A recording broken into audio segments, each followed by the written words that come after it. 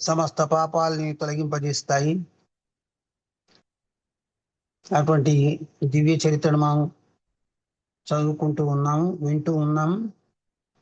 మరి చివరి ఈ ఆధ్యాత్మ రామాయణం చివరి ఘట్టాల లోపల ఉన్నాము. ఇటువంటి అద్భుతమైన ఒక అవకాశాన్ని మనకు కల్పించిన ఫ్రీ గురుకుల సంస్థ వారికి హృదయపూర్వక ధన్యవాదాలు తెలియజేస్తూ, ఈ కార్యక్రమంలో అత్యంత శ్రద్ధాసక్తులతో పాల్గొంటున్నటువంటి ప్రియతములు, ఆత్మీయులైనటువంటి శ్రోతలందరికీ కూడా శుభకామనలు అందజేస్తూ స్వాగతం, సుస్వాగతం.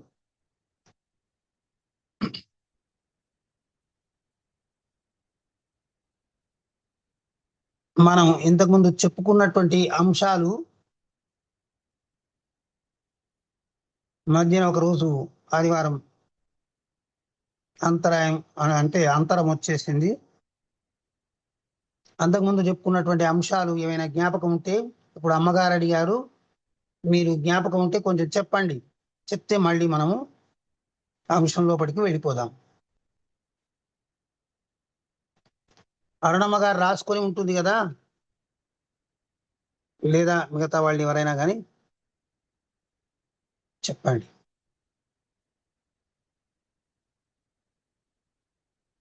హరి ఓం. వినిపిస్తుందా అమ్మా? వినిపిస్తుంది గురువు గారు. కాకపోతే నాకు పోయిన శుక్రవారం గుర్తుంది, కానీ అంతకు ముందువి మళ్ళీ ఒకసారి ఆలోచించాలి నేను, అందుకనే ఆగిపోయింది. సరే, మిగతా వాళ్ళు ఎవరైనా చెప్పండి. మన వాళ్ళందరూ వస్తే ఎవరో ఒకరు చెప్తారు. నమస్కారం గురువు గారు. నమస్తే అమ్మా. మొన్న శుక్రవారం వాలి సుగ్రీవుల జననం గురించి తెలుసుకున్నామండి. శుక్రవారం గురించి అడగట్లేదు గురువు గారు, అంతకు ముందు బుధవారం, గురువారం, శుక్రవారం గురించి అడుగుతున్నారు. అది లేదు, మొన్న శనివారం క్లాస్ వాలి సుగ్రీవుల జననం గురించి వివరించారు కదా అండి. అవునవును, అంతకుముందు మన వాళ్ళు వినలేదట. మీరు ఎవరైనా జ్ఞాపకం ఉంటే చెప్పండి.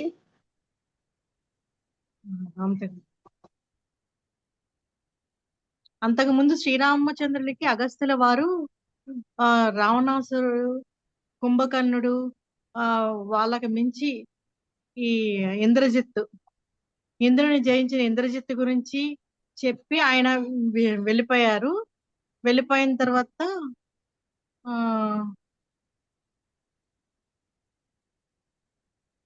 కొంచెం కంటిన్యూటీ దెబ్బతింది గురువు గారు. అదే సనత్ కుమారుడు రావణాసురునికి తెలియజేస్తాడు.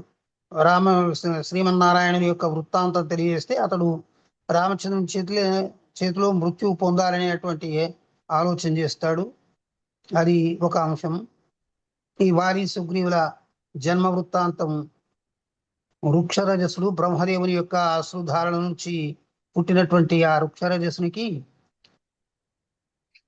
అది ఒక కొలనులో దూకడం వల్ల ఆయనకు స్త్రీత్వం ప్రాప్తిస్తుంది. దానివల్ల అతులిత సౌందర్య రాశిగా కనిపిస్తూ ఉంటేదా వాళ్ళని చూసి ఇంద్రుడు, సూర్యుడు వాళ్ళ యొక్క తేజాల్ని రజసునిపై వదలడం వల్ల అతడు వాలి సుగ్రీవులుగా జన్మిస్తారు. బ్రహ్మదేవుడు వారి కిష్కింధ నగరానికి పట్టాభిషిక్తుల్ని చేయమని ఒక దేవదూతను పంపిస్తారు. అది అయిన తర్వాత వృక్షరజసుడు అక్కడికి వెళ్ళి సప్త ద్వీపాల్లో ఉండేటువంటి వానర వీరులందరికీ కూడా రాజుగా చలామణి అవుతూ కాలాంతరం లోపల వాలి దానికి రాజు అవుతాడు అనేటువంటి అంశాలను కూడా మనం చెప్పుకున్నాం. ఇక ఆ తర్వాత వచ్చినటువంటి పూర్తి అయిపోయింది కదా పని, మరి మనం వెళ్ళిపోయేటువంటి అవకాశం ముందు ఉంది కదా అని చెప్పి అప్పుడు సీతాదేవికి శ్రీరామచంద్రుడు, సీతాదేవి వారిరువురు మాట్లాడుకొని ఆ మరునాడు ఒక గూఢచారి వ్యవస్థను విషయం తెలుసుకుంటే లోకంలో సీతను గురించిన ఒక అపవాదు ఉంది అని వినిపించడం వల్ల లక్ష్మణుడికి చెప్తాడు, సీతను వాల్మీకి ముని ఆశ్రమ సమీపంలో వదిలిపెట్టి రమ్మని.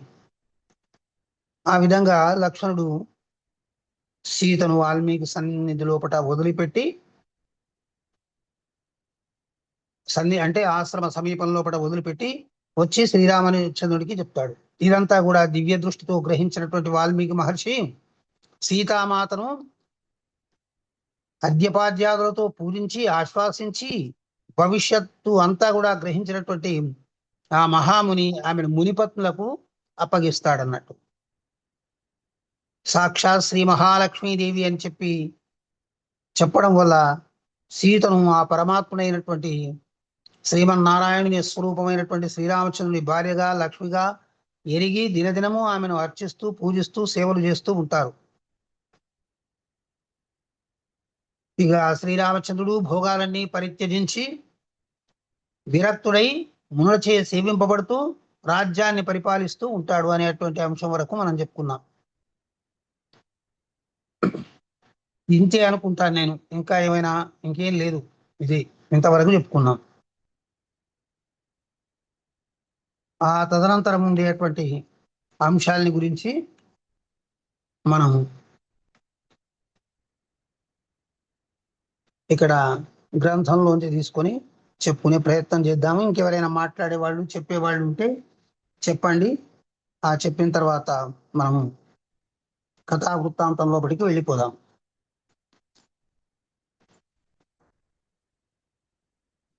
చెప్పండి, మీరు సమయాన్ని వృధా చేయకండి.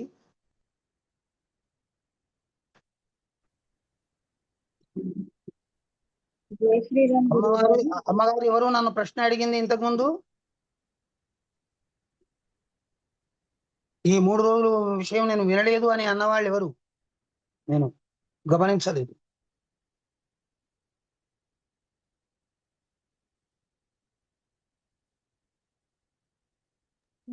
నేనే గురువు గారు, వీణా నా పేరు.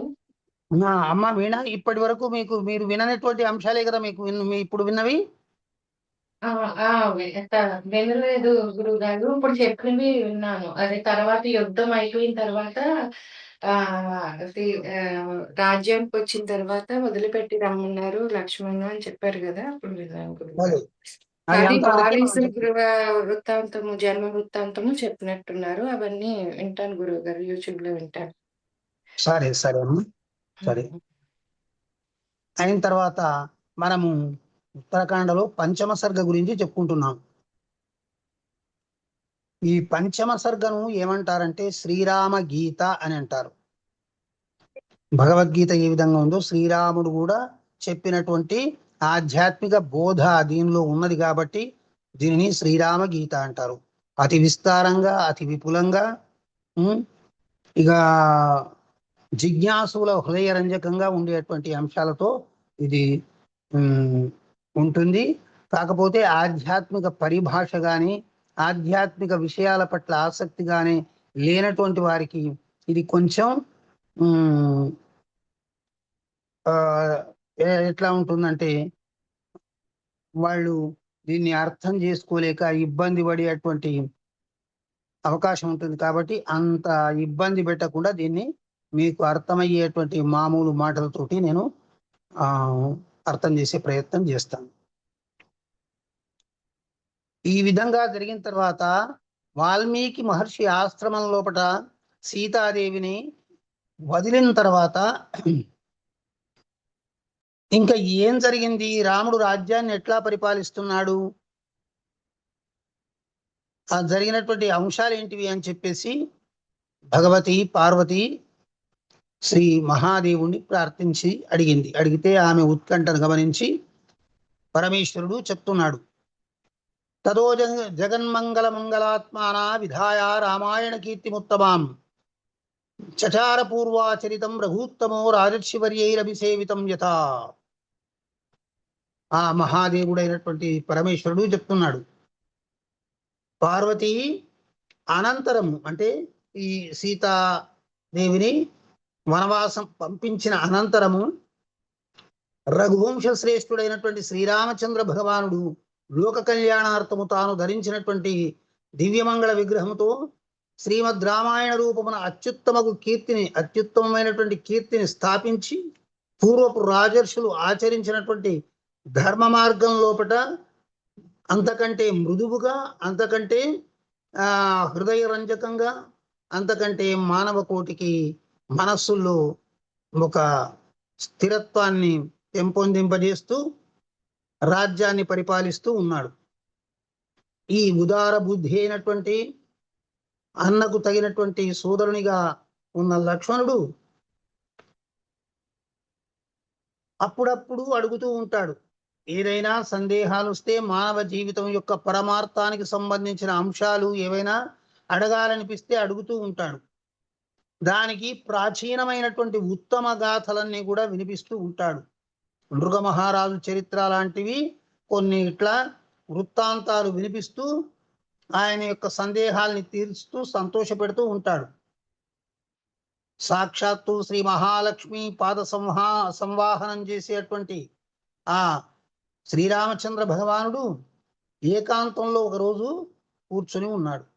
ఆ సమయంలో పరిశుద్ధమైనటువంటి అంతఃకరణంతో లక్ష్మణుడు ఆయన సమీపానికి వెళ్ళి నమస్కరించి వినయంతో అడుగుతున్నాడు.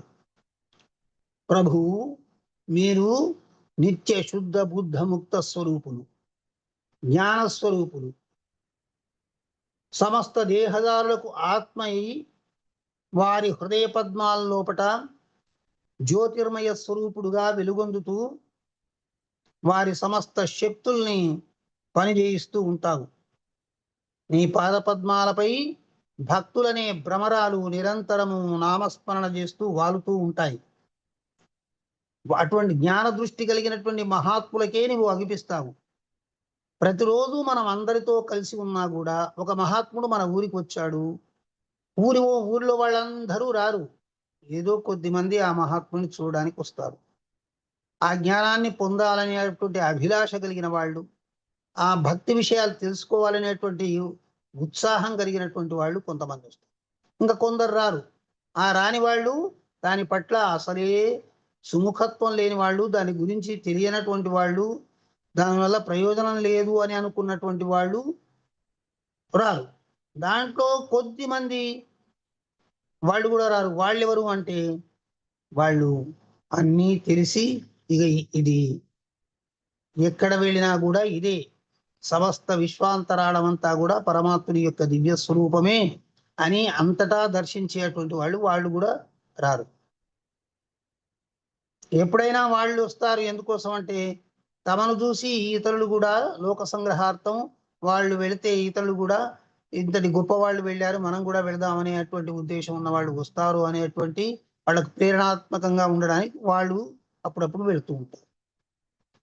మరి అటువంటి జ్ఞాన దృష్టి కలిగిన వాళ్ళకే ఆ పరమాత్ముని యొక్క దివ్య స్వరూపం కనిపిస్తూ ఉంటుంది. మనం ఎంతసేపటికి కూడా పరమాత్ముని మనం ఏం చేస్తాం, మనం మానవులము, మనకొక గృహము, ఇల్లు, ఇల్లాలు, పిల్లలు, సంసారము ఇదంతా ఉంటుంది. దాన్ని ఏం చేస్తామంటే ఆయనకు కూడా ఇల్లు, ఇల్లాలు, పిల్లలు, సంసారము, ఆరగింపులు, అవి ఇవి ఏవేవో అన్నీ మనకి ఎట్లాగో ఆయనకు అట్లాగే అని చెప్పి చేసుకున్నాం. అంతకంటే ఎక్కువ ఊహించేటువంటి స్థితి మనలో ఏర్పడలేదు. కాబట్టి ఆ విధంగా మనం భగవంతుణ్ణి ప్రార్థించేటువంటి ఆలోచనలో ఉంటాం. మనకు ఏ విధమైనటువంటి ఉపచారాలు ఉంటే మనం ఆనందంగా ఉంటామో అటువంటి ఉపచారాలన్నీ భగవంతుడికి చేసి తద్వారా మనం సంతోషపడేటువంటి ఒక ఆలోచన చేస్తూ ఉంటాం. అది ఒక నిమ్నమైనటువంటి కింది దశ. తద్వారానే మనం ఎంత పెద్దవాళ్ళమైనా ఆ మొదటి మెట్ల నుంచి ఎక్కుకుంటూ వెళ్ళవలసిందే. నేను చాలా గొప్పవాణ్ణి అని చెప్పేసి ఎగిరి అమాంతం మేడపై ఎవరు కూడా దూకలేరు. కాబట్టి యోగి జనుల యొక్క ధ్యానావస్థల లోపట పరిష్కార రూపమై అదేది నిరంతరము సమాధాన రూపమై వెలుగొందేటువంటి వాడు ఈ అజ్ఞాన రూపమైనటువంటి యగాధ సంసార సాగరంలో పడి కొట్టుకుంటూ ఉండేటువంటి వాళ్లకు సదుపదేశం అనేటువంటి నౌకను ప్రసాదించి వాళ్ళను తీరం చేర్చేటువంటి మహానుభావుడు. యోగులు, మహాత్ములు అందరూ చేస్తారు. సాక్షాత్తు అవతార పురుషుడు వస్తే అంతకంటే ఇంకా గొప్ప ఏముంది మనకు. కాబట్టి దీన్ని ఏ విధంగా సులభోపాయంతో దాటాలనో అనుగ్రహించి నాకు తెలియజేయండి అని చెప్పేసి ఈ సంసార సాగరం నుంచి ఏ విధంగా, ఈ అజ్ఞాన మహాంధకారం నుంచి ఏ విధంగా వెలువడాలనో దాని గురించి చెప్పి నన్ను ముందుకు నడిపించు తండ్రి అని చెప్పేసి సవినయంగా ప్రార్థిస్తాడు. లక్ష్మణుని యొక్క మాటలు విని చిరునవ్వుతోటి ప్రపన్నార్తిహరుడు ఎవరైతే తనను ఆశ్రయించుకుని ఉంటారో వాళ్ళ యొక్క దుఃఖాల్ని, బాధల్ని, సమస్యల్ని తొలగించేటువంటి వాడాయన. అటువంటి శ్రీరామచంద్రుడు లోకంలో రాజులు కాదు, రాజరాజేశ్వరులకే రాజేంద్రుడై వాళ్ళ శిరోధార్యమైనటువంటి సుగుణరత్నాలతో వెలుగొందేటువంటి మహానుభావుడు శ్రీరామచంద్రుడు. వేద విహితమైనటువంటి దివ్య జ్ఞానాన్ని ప్రసాదించి అజ్ఞానాన్ని తొలగించడానికి శ్రీ లక్ష్మణ స్వామికి దివ్య జ్ఞానాన్ని ప్రబోధిస్తూ ఉన్నాడు. వేద విహితమైనటువంటి దివ్య జ్ఞానాన్ని ప్రబోధిస్తూ ఉన్నాడు. మనం వేదాలు చదవలేము, ఉపనిషత్తులను అర్థం చేసుకోలేము, శాస్త్రాల్ని పరిశోధించలేము, పురాణాల యొక్క అంతరార్థాన్ని గ్రహించలేము. అటువంటి వారికి మహాత్ములు సదుపదేశాలు చేస్తూ ఉంటారు. తద్వారా వాళ్ళు సులభంగా ఇవన్నీ తెలియకపోయినా వాడు తరించిపోతారు. ఇవన్నీ తెలిసినప్పటికీ కూడా భగవత్ కరుణా ప్రాప్తి అనేది లేకపోతే దాంట్లోనే మునిగిపోతుంటారు. అన్నీ తెలిసి కూడా ఆ జడత్వం లోపల పడి దాంట్లో ఈదుతూ కొట్టుమిట్టాడుతూ ఉంటారు. ఇవేమీ తెలియకపోయినా భగవంతుడు ఒక్కసారి తన యొక్క కరుణా దృష్టిని ప్రసారం చేస్తే ఆ జ్ఞానకాంతుల లోపల తమ యొక్క అజ్ఞానం అంతా తొలగిపోయి వాళ్ళు దివ్య జ్ఞానం లోపలికి ప్రవేశిస్తూ ఉంటారు.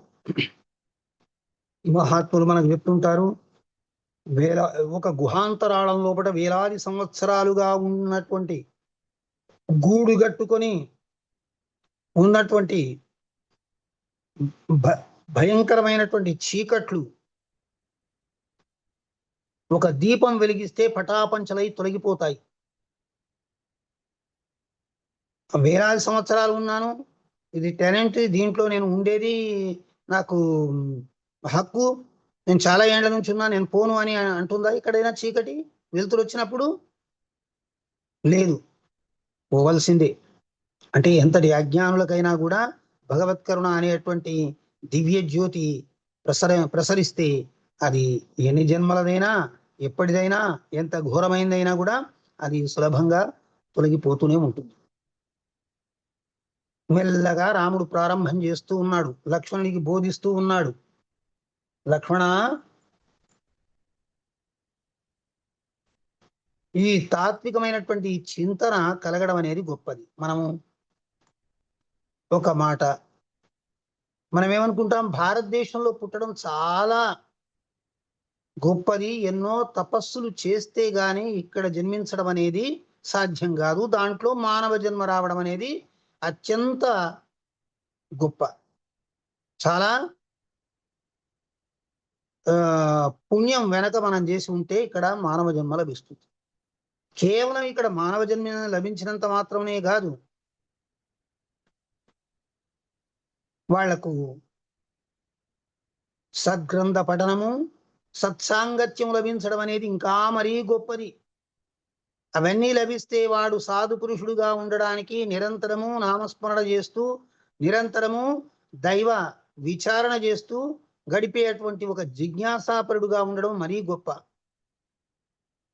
ఆ గొప్పలలోకెల్లా గొప్ప అతి వినయవంతుడై భగవత్ కరుణను తన పైన ప్రసరింపజేసుకునేటట్టు మెలగడం అనేది, ప్రవర్తించడం అనేది మరీ గొప్ప. భగవత్ కరుణను పొందిన వానికంటే గొప్పవాడు ఇంకెవడు ఉంటాడు? ఇంకెవడూ లేడు. అంటే మనం అనుకుంటాం భారతదేశంలో పుట్టడం నేను గొప్పవాడిని, అది మంచిది, భారతదేశంలో నిజంగా పుట్టడం అనేది గొప్ప విషయమే. కానీ భారతదేశం యొక్క వైభవాన్ని, భారతము అంటే అంటే ప్రకాశం, రథము అంటే దానిలో రమించడము, అంటే జ్ఞానం లోపట జ్ఞానం లోపట నిరంతరము ఆ ప్రకాశం లోపట వెలుగులీనే ఆ ప్రపంచం లోపట జీవించడము అనేది ఇంకా గొప్పది. ఆ జీవిస్తూ దాన్ని అర్థం చేసుకోవడము, అర్థం చేసుకున్న దాన్ని ఆచరణలో పెట్టడము, ఆచరణలో పెట్టి భగవంతుడి యొక్క కృపను సంపాదించుకోవడం అనేది మరీ మరీ గొప్పది. కాబట్టి మనకు అందరికీ అన్ని అనుకూలాలు ఉండకపోవచ్చు. అందరికీ అన్ని అనుకూలాలు ఉండవు సాధారణంగా, ఎంతటి వారికైనా ఉండవు. కానీ వాళ్ళు భగవత్ తత్వం పట్ల ఉండేటువంటి ఒక గాఢమైనటువంటి ఆసక్తి వల్ల ఆ కష్టాల్ని ఎదిరిస్తూ వాళ్ళు దాంట్లోపట చొరబడి దాంట్లో చొచ్చుకొని పోతూ అన్ని కష్టాల్ని ఎదిరిస్తూ ముందుకు నడుస్తూ పోతారు. నామస్మరణ చేసుకోవడానికి ఏమైనా ఆటంకాలు ఉన్నాయా, కష్టాలు ఉన్నాయి, ఆకలి ఉంది, బాధలు ఉన్నాయి, కానీ శ్రీరామ శ్రీరామ శ్రీరామ శ్రీ సీతారామ అని అనుకోవడానికి ఆటంకాలైతే ఏం లేవు. కాకపోతే ఆకలి అవుతుంటే కడుపు నకరకలాడుతుంటే శ్రీరామ అనేది ఎక్కడి జ్ఞాపకం వస్తుంది అని అనేవాళ్ళు ఉన్నారు. అవును, నిజమే. అందుకోసమే మనం ఇతరులకు ఏదైనా వసతి కల్పించి అట్లా చేసేటువంటి వాళ్లకు సహాయం చేయడం కూడా చాలా గొప్పది. అట్లా అవకాశం లేకుండా ఉండేటువంటి వాళ్లకు వాళ్ళు ఏ విధంగా అయితే దాన్ని చేయగలుగుతారో దానికి తగినటువంటి ఏర్పాట్లు చేయడం కూడా అది మహాపుణ్యమే, పుణ్యప్రదమైనటువంటి విషయమే. చాలా మంది చాలా రకాలుగా చేస్తున్నారు. మనకు ఉండేటువంటి పరిధి లోపట శమధమాల్ని పాటిస్తూ, శౌచాన్ని పాటిస్తూ, శుచిని శుభ్రతను మనోవాక్కాయాల ద్వారా శుచిగా ఉండడం నేర్చుకోవాలి. శరీరం అంతా శుభ్రంగా పెట్టుకుని మనస్సు మలినమైనటువంటి ఆలోచనలు చేస్తూ ఉంటే దాన్ని శుభ్రత అనరు, శౌచము అనరు. శరీరంతో పాటు మనస్సు కూడా మంచి విషయాల పట్ల ఆసక్తమై భగవన్నామ స్మరణతో శుచి కావాలి. చేసే పనులు కూడా ఆ విధంగా ఉండాలి, కర్మలు కూడా ఆ విధంగా ఉండాలి. ఆ విధంగా ఉన్నప్పుడు చిత్తశుద్ధి ఏర్పడడం ద్వారా భక్తి మన లోపట ఉప్పొంగడం ద్వారా జ్ఞానం అనేది వికసించడం ద్వారా వివేకం అనేది మనల్ని నడిపించడం ద్వారా మనము ముక్తి మార్గంలో పయనించి శ్రీరామచంద్రుని యొక్క దివ్యతత్వం లోపలికి ప్రవేశిస్తాం. మనం చేసే కర్మలు అన్నీ ఉన్నాయి, రకరకాల కర్మలు ఉన్నాయి. ఈ కర్మలన్నీ కూడా మళ్ళీ మనము అనుభవించడానికి మళ్ళీ ఓ దేహం వస్తుంది. తద్వారా మళ్ళీ మనము ఆ కర్మలు చేస్తూ ఆ కర్మలకు ఈ కర్మలు జోడు కావడము, ఈ కర్మలకు ఇంకో కర్మలు, ఇట్లా వీటినన్నిటిని కూడా పెద్ద భారవంతమైనటువంటి ఒక మోపులాగా మూటలాగా తయారవుతుంది. సంచితము అని అంటారు. సంచితం అంటే ప్రోగుబడినటువంటి కర్మల యొక్క రాశి. ప్రారబ్ధము అంటే అనుభవిస్తూ దాంట్లో కొన్నిటిని మాత్రమే అనుభవిస్తాం. అన్ని ఒకే జన్మలో అనుభవించలేము.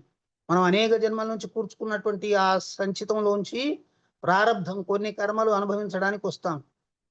ఆ కొన్ని కర్మలు అనుభవిస్తూ మళ్ళీ కొత్త కర్మలు చేసుకుంటాం. ఆగామి మళ్ళీ కొత్త కర్మలు చేసుకుని మళ్ళీ సంచితంలో వాటిని దాంట్లో బ్యాలెన్స్ అయిపోతుంది. మళ్ళీ దాంట్లోకి వెళ్ళి ప్రారబ్ధం కొంత తీసుకొని మళ్ళీ అనుభవిస్తాము. ఇట్లా అనుభవిస్తూ పోతుంటాము, సమకూర్చుకుంటూ పోతుంటాము. ఇక ఈ మూట ఎప్పుడు ఖాళీ అయ్యేది? ఈ మూట ఎప్పుడు ఖాళీ కాదు. జన్మ మరణ వలయాల లోపల మనము పరిభ్రమిస్తూనే సుఖ దుఃఖాల్ని అనుభవిస్తూ నానా రకాలుగా ఇబ్బందులు పడుతూ ఉంటాం. అటువంటి సమయం లోపల దేహాంతర ప్రాప్తి అయినంత మాత్రం చేతనే మనము ముక్తులం కాము కదా. ఇష్టాలు అనేటువంటి ఇష్టము అనిష్టము మనం ఒకటి కోరుకుంటాం, ఒకటి కోరుకోము. మంచి వాటిని నిర్లక్ష్యం చేస్తూ ఉంటాం, చెడ్డ వాటిని ఆప్యాయంగా కౌగిలించుకుంటూ ఉంటాం, వాటిని చేస్తూ ఉంటాం. పుణ్యస్య ఫలమిచ్చంతి మానవాహ పుణ్యం నేర్చంతి అంటే పుణ్యం చేస్తే వచ్చే భోగాలు భాగ్యాలు అన్నీ కావాలి, కానీ పుణ్యం మాత్రం చేయం. పాపస్య ఫలం నేర్చంతి అంటే పాపాలకు ఉండేటువంటి నరక బాధలు మాకు వద్దురా అని అనుకుంటాం, కానీ పాపకర్మలు చేస్తూనే ఉంటాం. మరి వద్దనుకునే మానేసేయాలి, కావాలనుకునే చేయాలి కదా. అట్లా చేయకపోవడానికి మన యొక్క బలీయమైనటువంటి వాసనలు, సంస్కారాలు, మనం కూర్చుకున్నటువంటి ఆలోచనలు మనం అనుకుంటాం. ఏదో ఒకటి ఊహిస్తూ ఉంటాం. ఒక చెడు ఊహించామనుకోండి, ఊహించి నేను అది చేయనే లేదు కదా, అది అనుకున్నంత మాత్రంలో ఏం తప్పు ఉంది? ఎవరిదో డబ్బు మనకు కావాలనుకున్నాం, నేనైతే వాడి డబ్బు ఏం ముట్టుకోలేదు కదా అనుకున్నంత మాత్రంలో ఏమవుతుంది అని అనుకుంటాం. ఆ అనుకున్నంత మాత్రం లోపట్నే మనంలో మలినం అనేది పేరుకొని పోతుంది, మాలిన్యం అనేది కూడుకుంటుంది, చెత్త అనేది కూడుకుంటుంది. అందుకోసమే నిరంతర భగవత్స్మరణ ఎందుకోసం అంటే ఇటువంటి విషయాలకన్నిటికీ దూరంగా ఉండి మనస్సు పవిత్రంగా ఉంచుకోవడం కోసం అవన్నీ చెయ్యవలసి ఉంటుంది. సకామ కర్మల వల్ల అజ్ఞానము నశించదు.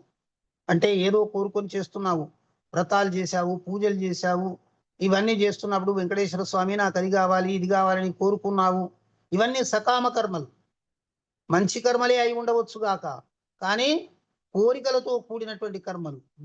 వీటి ద్వారా మనకి ఎప్పుడు కూడా జ్ఞానం అనేది ప్రకాశించదు. జ్ఞానం ప్రకాశించినంత వరకు ముక్తి అనే దానికి మనం చాలా దూరం ఉంటాం. ఎందుకంటే జ్ఞానాదేవతు కైవల్యం, జ్ఞానమే కైవల్యాన్ని ఇచ్చేటువంటిది. జ్ఞానం అనేదే కైవల్యం. జ్ఞానం ఇచ్చేది కాదు, అది ఒక సాధనం కాదు. జ్ఞానం అనేది సాధ్యం. మరి సాధనంలో కూడా ముఖ్యమైనది ఏమిటిది అంటే భక్తి. భక్తిరేవ మోక్ష సాధన సామాగ్ర్యాం భక్తిరేవ గరీయసి అన్నారు పెద్దలు. మోక్ష సాధన సామాగ్రి లోపల భక్తి చాలా గొప్పది, ఉత్తమోత్తమైంది. దాన్ని అనుసరించాలి. దాంట్లో రకరకాలుగా విచారణాశీలురు, మననశీలురు అయినటువంటి మహాత్ములు దివ్య భూమికల లోపల పరమాత్ముని యొక్క సాక్షాత్కారం పొంది సగుణ సాకార స్వరూప దివ్యమంగళ స్వరూపాల్ని ఆరాధిస్తూ ఆనందంలో ఓలలాడుతూ ఉంటారు.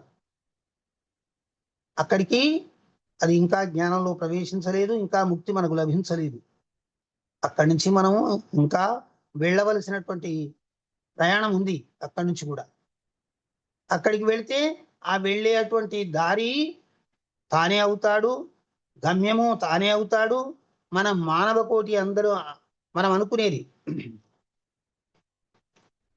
భగవంతుని చేరుకోవడానికి అనేక మార్గాలు ఉన్నాయి, ఎన్నో మార్గాలు ఉన్నాయి, ఏదో అనుకోవచ్చు మనం. కానీ భగవంతుణ్ణి చేరుకోవడానికి ఎక్కడి నుంచి ప్రయాణం చేయాలి అంటే ఇక్కడి నుంచే ప్రయాణం చేయాలి. మన హృదయంలోంచే ప్రయాణం చేయాలి. మనమే మన హృదయంలోంచి ప్రయాణం చేయాలి. ఈ ప్రయాణం కొనసాగించాలి. మళ్ళీ గమ్యం ఎక్కడ ఉందో అంటే గమ్యం ఇక్కడే ఉంది, గమ్యం కూడా ఇదే అయి ఉంది. అందుకోసమే మన మహాత్ములు, గురువులు, గొప్పవాళ్ళు అనేకమైనటువంటి తత్వోపదేశకరమైనటువంటి దివ్య మహావాక్యాలను ఉపదేశించి మనల్ని అందరినీ కూడా గట్టెక్కించాలని అనుకున్నారు. ఇదంతా రామచంద్రుడు లక్ష్మణునికి చెప్తున్నటువంటి అంశాలలోని విషయం మీకు సులభ గ్రాహ్యం కోసం నేను ఈ విధంగా చెప్తున్నాను. నేను ఇక్కడ ఉన్న విషయాలే నేను మీకు ప్రారంభం చేసినందుకు మళ్ళీ దీన్ని వివరించడానికి మళ్ళీ 1 నెల రోజుల పాటు ప్రయత్నం చేయాలి. మనమంతా సాధకులం కావాలి, సాధన చేయాలి. ఆ విధంగా చేయడానికి మనకు అనుకూలాలు, కాలము అన్నీ కలిసి రావాలి. కాబట్టి ఇప్పుడు ఇక్కడ ఉండేటువంటి దురవగాహమైనటువంటి విషయాన్ని చెప్తున్నాను. కర్మ లేకుండా మనం బ్రతకలేము, కర్మ వల్ల ముక్తిని సాధించలేము. మళ్ళీ కర్మ వల్ల ఏం చేసుకోవచ్చు? దుష్కర్మలు తొలగించుకోవడానికి సత్కర్మలు చేయొచ్చు. సత్కర్మల వల్ల పుణ్యం లభించి, భోగాలు లభించి మళ్ళీ జన్మ లభిస్తుంది. మళ్ళీ జన్మొద్దనుకున్న వాడికి ఏం చేస్తారు? సత్కర్మలు, సకామ కర్మలను మానుకొని నిష్కామంగా కర్మ చేయాలి. ఉన్నాము, తింటున్నాము, బ్రతుకుతున్నాము అంతే, కానీ దీనివల్ల అది దానివల్ల అది అని ఏవేవో ఊహిస్తూ చేయకూడదు.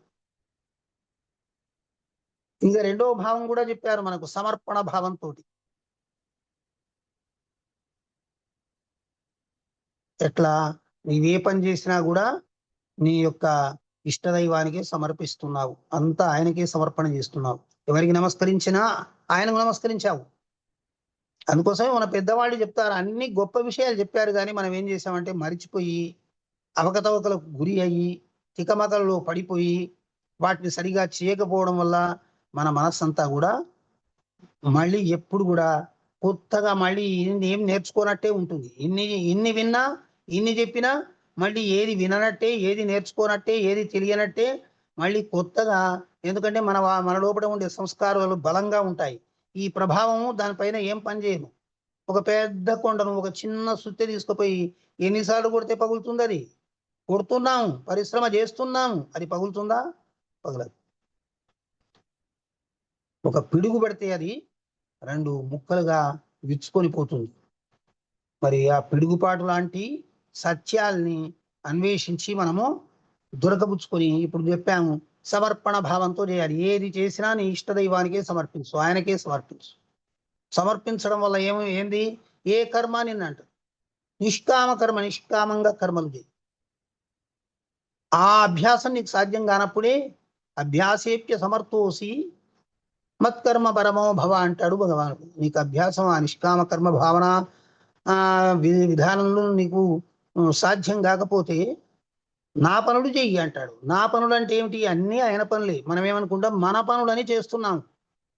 స్వామి యజ్జత్కర్మ కరోమి తత్తదఖిలం శంభో తవారాధనం అని మన ప్రార్థనలో చెప్పుకుంటున్నట్టు మనం ఏ పని చేసినా ఆయనది. భోజనం చేస్తున్నాం, పరబ్రహ్మార్పణం, శ్రీకృష్ణార్పణం, శివార్పణం, ఇట్లా భగవంతునికే అర్పిస్తున్నాం. భగవంతుడే సృష్టిస్తున్నాడు, భగవంతునికే అర్పిస్తున్నాము. నువ్వు ఒక పనిముట్టు మాత్రమే.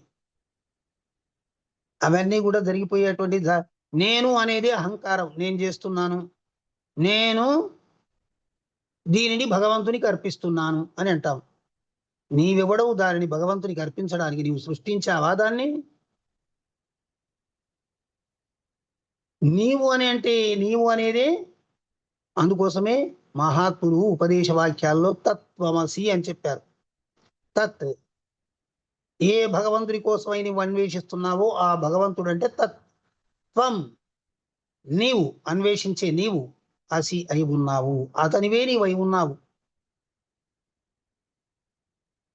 మనం ఎన్ని రోజులు ఏ ఆనందాల కోసం అన్వేషిస్తూ ఉన్నాము, ఏ సుఖ భోగ భాగ్యాల కోసం అన్వేషిస్తూ ఉన్నాము, అదే చరమ లక్ష్యమని భావించాము. ఎన్ని అనుకున్నా కూడా అవి ఒకటి తీరిపోయిన తర్వాత మళ్ళీ ఒకటి తీరిపోయి, ఇల్లు కట్టాలనుకున్నాము, ఇల్లు అయిపోయింది. ఇల్లు సకల భోగ భాగ్యాలకు నిలయం అనుకుని ఇల్లు కట్టాము, తృప్తి లేదు. వివాహం చేసుకున్నాము, ఆ సుఖ భోగాల్ని అనుభవించాము, తృప్తి లేదు. సంతానాన్ని కన్నాము, తృప్తి లేదు. వాళ్ళ చదువులు అయిపోయినాయి, తృప్తి లేదు. వాళ్ళకి పెద్ద ఉద్యోగాలు వచ్చినాయి, తృప్తి లేదు. వాళ్ళు ఎక్కడో వెళ్ళిపోయారు, తృప్తి లేదు. పెద్ద పెద్ద ఉద్యోగాలే చేస్తున్నారు, అయినా తృప్తి లేదు. నీవేమిట్లో తృప్తి ఉంది అని అనుకుని ఏవేవైతే చేస్తున్నావో దాంట్లో ఏమిట్లో లేదు. మరి ఆ దివ్యానందము, ఆ బ్రహ్మానందము అది ఎక్కడ ఉంది? ఎక్కడికని ఎన్ని రోజులు, ఎంతకాలం, ఎన్ని జన్మలు ప్రయాణం చేస్తావు? తత్, ఆ బ్రహ్మానందము త్వం నీవే అయి ఉన్నావు, అది తెలుసుకో అని వేదాంతము మనకు తెలియజేస్తుంది. అది నీవే, అది నీవే అని చెప్తుంది. ఈ సమస్తము బ్రహ్మస్వరూపమే. నీవు అంటే ఈ పేరుతో, ఈ నామంతో, ఈ కులంతో, ఈ గోత్రంతో ఉండేటువంటి నీవు కాదు. ఈ విశాల విశ్వమంతా ఆవరించి ఉండే దివ్య చైతన్య తత్వమే నీవు. మరి అది నీవే అయి ఉన్నావంటే నేనే ఫలానా రంగయ్యనే, నేనే ఇక సమస్తం అని అనుకోవడం కాదు. సమస్త జీవకోటి హృదయాంతరాళంలో ఉండేటువంటి ఏకైక చిజ్యోతి స్వరూపమైనటువంటిదే నేను. అది అందరిలో భాషించే తత్వము నీవే అయి ఉన్నావని గురువు బోధ చేస్తే అప్పుడు తెలుసుకున్న తర్వాత వాడు ఆనంద స్వరూపంగా అన్నిటికీ తట్టుకోగలుగుతాడు. ఆనందం వచ్చినా దుఃఖం వచ్చినా వానికి ఇంకేం లేదు, అన్నీ నేనే అయి ఉన్నాను. ఊరికేనే మనం అది పోయింది, ఇది వచ్చేసింది, ఇది నాది, అది కాదు అని అనుకుంటాం. ఈ విశాల విశ్వమంతా నీదే, ఈ విశాల విశ్వమంతా నీవే, సమస్తమంతా నువ్వే.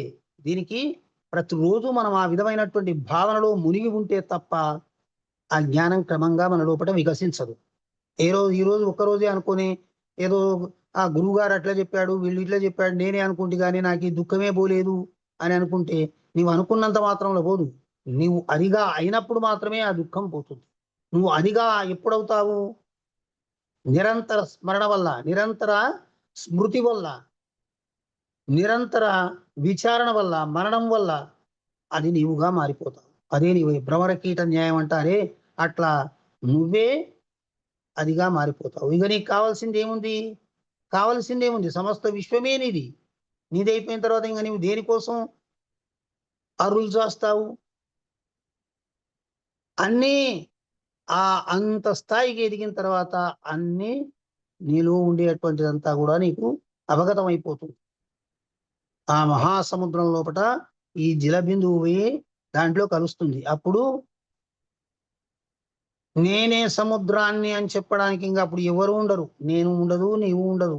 చెప్తే చెప్పేవాడు వినేవాడు ఒకడు ఉంటే, చెప్పేవాడు వినేవాడు ఒకడు ఉంటేనే జరుగుతుంది.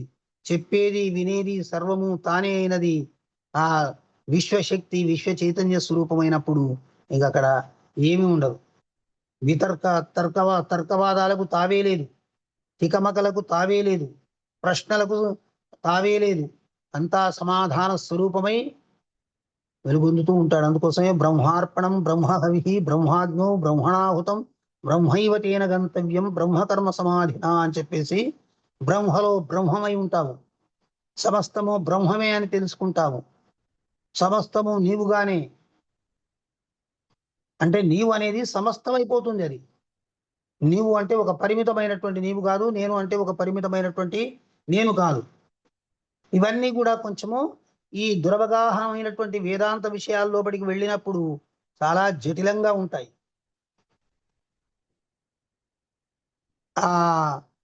ఇట్లా మామూలు పొడి మాటలతో మంచి మృదువైనటువంటి ఈ రకంగా చెప్తూ ఉంటే కొంత అర్థమవుతుందని మనం చెప్తున్నాం అంతే. అట్లా శ్రీరామచంద్రుడు లక్ష్మణస్వామికి అనేక రకాలుగా బోధిస్తూ ఉన్నాడు. ఈ బోధ అనేది దేహాభిమానంతో, నిరంతరం దేహాభిమానంతో, వస్తువుల పట్ల అభిమానంతో, బంధువుల పట్ల అభిమానంతో, ప్రియాప్రియాల పట్ల ఇది అభిమాన ద్వేషాలు కలిగి ఉండేటువంటి మన వాళ్ళకంటే మనకు అంత త్వరగా అర్థం కావు. అవి నిత్యము విచారణ చేస్తూ ఉండాలి. అజ్ఞానమేవాస్య హి మూల కారణం తద్ధానమేవాత్ర విదౌ విధీయతే విద్వైవ తన్నాశ విదౌ పటీయసి నకర్మ తజ్జం సవిరోధమీరితం. ఈ సమస్త సంసారానికి మూల కారణం ఏమిటి? అజ్ఞానమే, అవిద్యనే. ఎప్పుడన్నా ఆలోచించామా? నేనంటే ఏమిటి? నేను ఎక్కడి నుంచి వచ్చాను? నేను ఇట్లా ఎన్ని జన్మలైనా ఎత్తానా? ఇంకా ముందు ఏమైనా ఎత్తవలసి ఉన్నాయా? నేను చేయవలసినటువంటి కర్తవ్యం ఏమిటి? నేను తెలుసుకోవాల్సినటువంటి విషయం ఏమిటి అని చెప్పి లోకాన్ని ఉదయం నుంచి సాయంత్రం వరకు లోకాన్ని విమర్శిస్తూ వీళ్లను పక్క వాళ్లను తోటి వాళ్లను అందరినీ విమర్శించేటువంటి మనము ఎప్పుడైనా ఒక 2 నిమిషాలు మనతో మనం ముచ్చటించుకున్నామా? మనతో మనం ముచ్చట్లు చెప్పుకున్నామా? మనతో మనం మాట్లాడామా?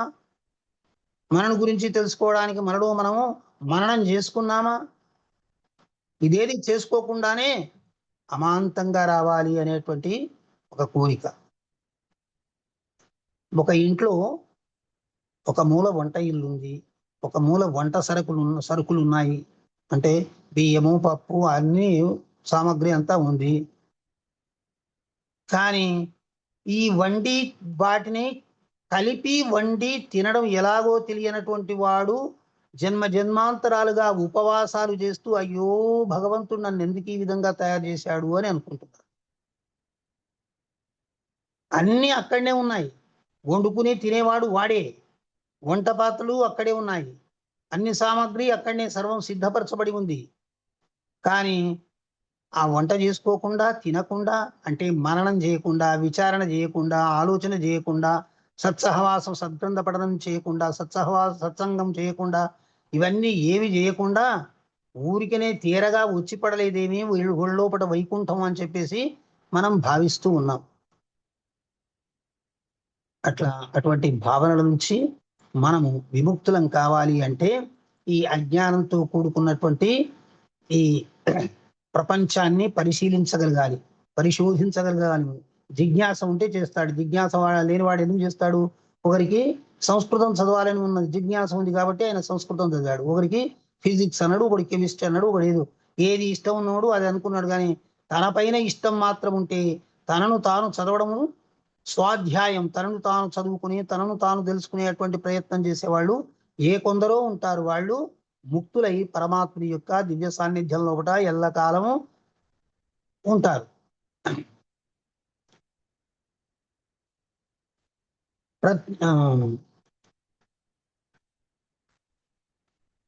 ఇంద్రియముల అన్నింటి నుండి నివృత్తుడై నిరంతరము ఆత్మానుసంధానమున నిమగ్నుడై ఉన్న బుద్ధిమంతుడైన పురుషుడు సమస్త కర్మలను సర్వదా త్యజించవలెను. ఎలయనగా విద్యకు అంటే జ్ఞానానికి విరోధి ఒకటచే దానితో పొత్తు కుదరదు. అంటే జ్ఞానానికి అంటే జ్ఞానం అనేది ఒక పెద్ద పరిశోధనాశాల లోపట ప్రయోగాలు చేసి చేసి చేసి కనుగొన్నట్టు దాన్ని కూడా మన యొక్క మనస్సు లోపట పరిశోధించి కనుక్కొని ఇది సత్యం అంటే చూడండి, కొన్ని విపరీతంగా ఎవరి కోసమో అప్పులు చేసి ఏడ్చేవాళ్ళు ఉంటారు. ఏమంటారు? దేవుడికి దయ లేదు మా మీద అంటారు. మరి అజ్ఞానం ఎక్కడ ఉంది? మన స్థాయి ఎంత, మనం ఎంతవరకు చేసుకోవాలి అనేటువంటి ఆలోచన లోక సంబంధమైన విషయాలతో ఉదాహరణలు చెప్తున్నా మీకు. మరి అటువంటి ఆలోచన లేకపోవడం వల్ల, వివేకం కోల్పోవడం వల్ల ఈ దుఃఖాలను అనుభవిస్తూ భగవంతునికి మా పైన కరుణ లేదు, దయ లేదు. నేను రోజు గుడికి వెళ్తున్నాను. నువ్వు రోజు గుడికి వెళ్తే దేవుడు ఏం చెప్పాడు? నీ దగ్గర 1000 ఉంటే 1,00,000 రూపాయలు ఖర్చు పెట్టమని చెప్పాడా? లేదు కదా. మరి ప్రపంచంలోని ఐశ్వర్యం ఎంత ఉన్నా కూడా ఆశకు అనేది అంతు లేదు. ఆశాపాశము తాగడు నిడుపు అంటే చాలా పొడవైంది ఆశాపాశం. ఈ విశ్వాంతరాళం అంతా నీ ఇంటికి తీసుకొచ్చి నీ ఒళ్ళు ఉమ్మరించినా కూడా నీ ఆశ అనేది చావదు. ఈ ఆశల వలయంలో చిక్కుకున్నటువంటి నిన్ను విడిపించగలిగింది భగవన్నామము, భగవత్స్మరణ, సత్సాంగత్యము, స్వాధ్యాయము, మరణము, విచారణ, ఇవన్నీ కూడా నీకు తోడ్పడుతూ నిన్ను ముందరికి నడిపిస్తూ ఉంటాయి. కాబట్టి లక్ష్మణ, ఈ ఇంద్రియాలన్నీ బహిర్ముఖాలు. చూడు, అంతర్ముఖ సమారాధ్య బహిర్ముఖ సుదుర్లభ అని లలితా సహస్రనామం మనకు చెప్పడం జరుగుతుంది. చదువుతాం, ప్రతిరోజు చదువుతూనే ఉంటాం. నీవు బహిర్ముఖమై నీ కళ్ళ ద్వారా, నీ చెవుల ద్వారా, నీ ముక్కు ద్వారా, నీ నోటి ద్వారా నీ శక్తులన్నీ బయటికి వచ్చేసి ప్రపంచాన్ని ఎంత తిన్నా, ఎంత చూసినా, ఎంత విన్నా కానీ తృప్తి అనేది లేదు. నువ్వు అంతర్ముఖమై నీ చూపులు, నీ వినికిడి, నీ ఆలోచనలు అన్ని అంతర్ముఖమై కూర్చుంటే నీ అంతర్యాగశాల, ఈ దేహమేమో పెద్ద యాగశాల. ఈ యాగశాల లోపల నువ్వు అంతర్ముఖుడవై కూర్చుంటే, విచారణ చేస్తూ ఉంటే అన్నీ కూడా సిద్ధిస్తాయి. ఆ సిద్ధించడానికి వేదం వివిధ రకాలైనటువంటి మార్గాల్ని సూచించింది. మహాత్ములు వివిధ రకాలైనటువంటి మార్గాల్ని సూచించారు. ఎవరికి అనువైనటువంటి మార్గం ద్వారా వాళ్ళు వెళ్ళి దాన్ని చేరుకోవాలి. నేను ఇక్కడ ఉన్నానుకోండి, నేను భాగ్యనగరం చేరాలి అనుకున్నాను. నేను ఇక్కడి నుంచే వెళ్ళాలి. అక్కడెక్కడనో ఆ భాగ్యనగరానికి దగ్గర ఉండేటువంటి, సమీపంలో ఉండేటువంటి ఇంకో ఊరు నుంచి ఎవరో చెప్తారు, అక్కడి నుంచి అయితే చాలా దగ్గరండి అని అంటారు. అంటే నేను ఇక్కడి నుంచి ప్రయాణం చేసి అక్కడికి వెళ్ళి మళ్ళీ అక్కడి నుంచి అక్కడికి వెళ్ళడం అనేది ఇంకా నాకు చాలా దూరం అయిపోతుంది. నువ్వు ఎక్కడున్నావు, నీ స్థితి ఏమిటి, అక్కడి నుంచి నువ్వు చేరుకోవడానికి సులువైన సులభోపాయం ఏమిటి అని దాన్ని అనుసరించి వెళ్ళడము సులభ సాధ్యం. అటువంటి సులభ సాధ్యమైనటువంటి అంశాలతో మనకు ఉపనిషత్తులు, భగవద్గీత, అనేకమైన రామాయణము, అనేక విషయాలు బోధింపబడ్డాయి. రామచంద్రుడు అదే విషయాన్ని చెప్తున్నాడు. మాయామోహితులమై ఉండడం వల్ల శరీర భ్రాంతి లోపల చిక్కుకొని ఆత్మభావాన్ని తెలుసుకోలేక ఉన్నంతసేపు మనము ధర్మాన్ని, వైదిక కర్మానుష్ఠానాన్ని విడిచిపెట్టరాదు. అది తెలుసుకున్నప్పుడు ఇవన్నీ అక్కర్లేదు. తెలుసుకోవడానికి ఇప్పుడు వ్రతాలు, పూజలు, నోములు ఇవన్నీ చేస్తూ ఉన్నామో అది తెలుసుకున్న తర్వాత ఇవన్నీ చేయవలసిన అవసరం లేదు. అది తెలుసుకోవడానికే ఇది చేస్తున్నాం మనం. కానీ అది తెలుసుకోవడానికి చేస్తున్నాం అనేటువంటి తెలివి లేకుండా చేస్తున్నాం. ఎందుకోసం చేస్తున్నాము? వ్రతం చేస్తున్నాము, ఒక పూజ చేస్తున్నాము. సత్యాన్ని గ్రహించకుండా అది ఉన్నతమైనటువంటి విషయం కోసమే ఇవన్నీ. నాలో పరివర్తన రావడానికి, నాలో ఉండేటువంటి మాలిన్యం అంతా తొలగిపోవడానికి, నాలో జ్ఞానజ్యోతి ప్రకాశించడానికి ఇవన్నీ చేస్తున్నాము అనేటువంటి మాటను మర్చిపోయి లోకంలో ఉండే ఏ వస్తుజాలాన్ని ఆశించి కామ్యమైనటువంటి కర్మల కోసం చేస్తూ కొన్నాళ్ళు గడిపాము. ఇప్పుడు ఆ కామ్య కర్మల నుంచి వైదొలిగి మళ్ళీ ఆత్మస్థితులమై మనము భగవంతుని కేవలం తదేక నిష్టతోటి ఆయనలో విలీనం చేసుకొని చేసేటువంటి రోజులు వస్తున్నాయి. వచ్చినప్పుడు అదే చేద్దాం, అది రాకపోతే ఇవి చేద్దాం. అది రాలేదు, ధర్మ మార్గాన్ని అనుసరిద్దాము, వేద మార్గాన్ని అనుసరిద్దాము, సత్యవాక్పాలనను అనుసరిద్దాము. ఇవన్నీ చేయవలసినటువంటి విధి విధానాలన్నింటినీ కూడా వేదము, శృతి స్మృతి పురాణ ఇతిహాసాలు ఏవైతే చెప్పాయో అవన్నిటిని కూడా తూచా తప్పకుండా చేద్దాం. అవన్నీ చేసి ఆ పరమశాంతి గమ్యాన్ని చేరుకుందాం. ఆ పరమశాంతి గమ్యమే లభించిన తర్వాత నువ్వు బస్సు ఎక్కావు, మీ ఇంటికి వెళ్ళాలనుకున్నావు, కారు ఎక్కువ, బస్సు ఎక్కువ, వాహనం ఎక్కి వెళ్ళావు. మీ ఇంటి ఆ క్యాబ్ తీసుకుపోయి మీ ఇంటి ద్వారం దగ్గర దించింది, మీ ఇంటి దగ్గర దించింది. దించిన తర్వాత ఇక నేను ఇంటికి పోను, నేను దీంట్లో చాలాసేపు కూర్చున్నాను, ఇక్కడే బాగుంది నాకు, నేను వెళ్ళనబ్బా అని మనం అనుకుంటామా? గమ్యం వచ్చేసిన తర్వాత దిగి గమ్యానికి చేరుకోవాల్సింది. ఎవరైనా కూడా అట్లా చేరుకోవాల్సి దాన్ని వదిలిపెట్టవలసింది. అట్లే ధర్మ వివర్జిత అని అమ్మవారిని అంటాం కదా. ఎందుకు వివర్జించాలి? ఆమె ఎందుకు ధర్మాల్ని వివర్జితగా మనకు కనిపిస్తూ ఉంది అంటే ఆమెకు నిజానికి ఏదీ లేదు. నిరాధార నిరాలంబ అటువంటి శక్తికి ఏదీ అవసరం లేదు. రాకేవానికి ఆలంబనం కావాలి, కానీ సర్వం తానైన దానికి ఆలంబనం ఎందుకు? ఒక దగ్గర నుంచి ఒకరికి పైకి ఎక్కే వానికి మెట్లు కావాలి. సర్వము తానైన ఉండేవానికి మెట్లు ఎందుకు అవసరం లేదు. కాబట్టి ఆ స్థితిని మనం చేరుకోవడానికి తత్వమసి అనేటువంటి వాక్యంలో ఉండేటువంటి అంతరార్థాన్ని గ్రహించాలి లక్ష్మణ. ఆత్మ పరమాత్మల భేదం తొలగించినట్టు ప్రకాశమయ విజ్ఞానం ఎప్పుడైతే అంతఃకరణం లోపట స్పష్టంగా భాషిస్తుందో ఈ ఆత్మకు సంసారాన్ని అంటగట్టేటువంటి మాయ అప్పుడు తనంతటికి తానే తొలగిపోతుంది. అప్పుడు ఆ జీవుడు ఆత్మలో లీనమైపోతాడయ్యా. ఇది ఈ విధంగా జరుగుతుంది అని చెప్పేసి సూక్ష్మమైనటువంటి మనోబుద్ధి దశేంద్రియయుతం ప్రాణైర పంచీకృత భూత సంభవం భోక్తు సుఖదేరను సాధనం భవే శరీరమన్య విదురాత్మనో బుధాహ. పృథివ్యాది పంచీకృత భూతములను ఉత్పన్నమైన సుఖ దుఃఖాది కర్మభోగములకు ఆశ్రయ స్థానమై పూర్వోపార్జితములైన కర్మఫలముగా ప్రాప్తించున్నదై మాయామయము ఆద్యంతమును అగు ఈ శరీరమును విజ్ఞులు ఆత్మ యొక్క స్థూలమైన ఉపాధిగా చెప్తారు. ఆత్మకు స్థూలమంగా కనిపించేటువంటి ఉపాధి ఇది, అంతే. ఈ ఉపాధి ఆత్మ కాదు. ఈ పంచీకృత భూతముల వలన ఉత్పన్నమైన భోక్తకు సుఖ దుఃఖాలను అనుభవించుటకు సాధనంగా ఉంటుంది, ఇది అంతే. అనాది అయినటువంటి అవిద్య వలన ఉత్పన్నమైనటువంటి బుద్ధి అందు ప్రతిబింబించిన ఈ చైతన్యం యొక్క ప్రకాశమే జీవుడు అని మనం చెప్పుకుంటూ ఉన్నాం. మరి బుద్ధికి సాక్షి అయిన ఆత్మ దానికంటే భిన్నమైనది. ఆ పరమాత్మ బుద్ధి చేత అపరిచ్ఛిన్నము పరము అయినప్పుడు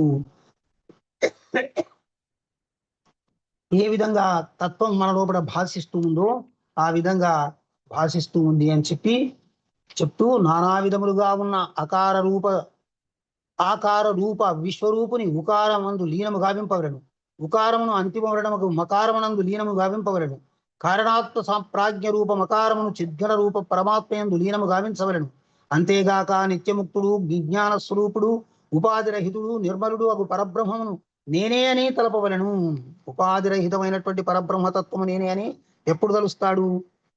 ఈ నానా విధములుగా ఉండేటువంటి ఈ ప్రపంచం అకార రూపమైనటువంటి ప్రపంచాన్ని విశ్వస్వరూపుడు అయినటువంటి ఉకారం లోపల లీనం చేసి ఆ ఉకారాన్ని అంతిమ వర్ణమైనటువంటి మకారమందు లీనం గావించవలను. శబ్దమాత్రమై భాషించే మకారం లోపల కారణాత్మ ప్రాజ్ఞ రూప మకారమును చిద్గణ రూప పరమాత్మయందు లీనము గావింపవలను.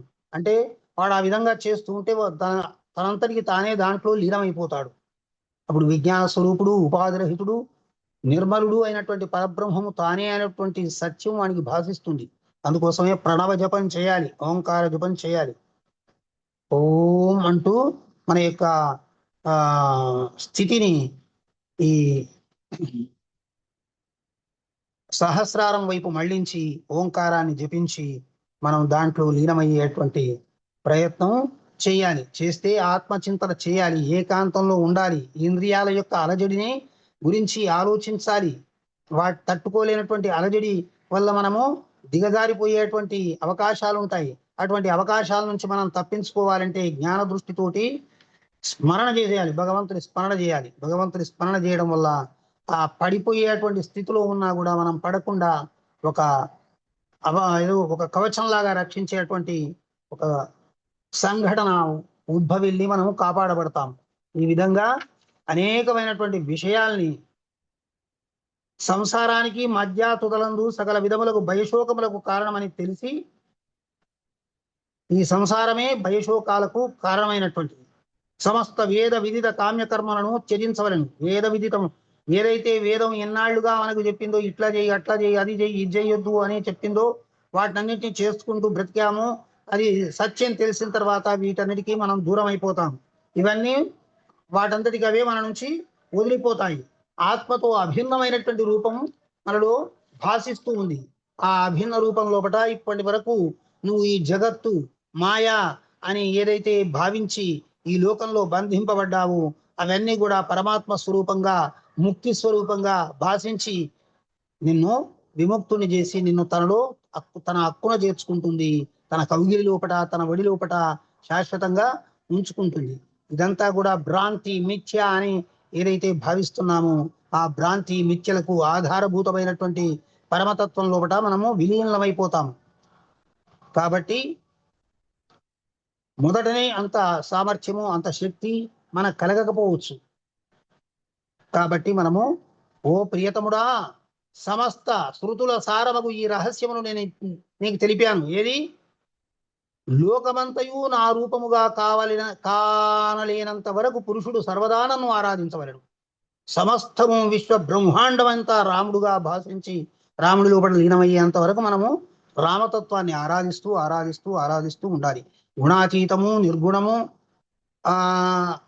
నిర్గుణము సగుణము కానటువంటి సమస్తానికి అతీతమైనటువంటి పట్టపగలులాగా భాషించేటువంటి శుద్ధ భక్తి ఏ తత్వంతో ఆరాధింపబడేటువంటి ఆ తత్వాన్ని మనం చేరుకోవాలంటే లక్ష్మణ వీటన్నిటినీ కూడా శ్రద్ధగా విచారించాలి అని చెప్పేసి రామచంద్రుడు లక్ష్మణునికి వివరంగా బోధించాడు. మీరు కొద్ది సమయం ఉంది, దాంట్లో ఎవరైనా మాట్లాడే వాళ్ళు మాట్లాడండి.